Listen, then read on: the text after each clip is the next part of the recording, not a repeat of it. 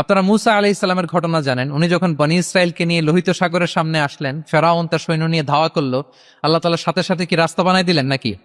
সাগরের মাঝখানে না, আল্লাহ বললেন আনিদ্রিব বিআসাকাল বাহা, লাঠি দিয়ে একটা বাড়ি মারো সাগর। মুসা আলাইহিস সালাম বাড়ি না মারলে তো আল্লাহ রাস্তা বানাতে পারতেন না, না পারতেন না? পারতেন, কিন্তু এটা তাওয়াক্কুলের মেকানিজম নয়। ওনাকে বলেছেন বাড়ি মারো, উনি লাঠি দিয়ে বাড়ি মারলেন, বিশাল রাস্তা হয়ে গেল। মারিয়াম আলাইহিস সালাম যখন ঈসা আলাইহিস সালামকে ডেলিভারি করলেন, ক্লান্ত শ্রান্ত ক্ষুধার্ত, কি খাবেন?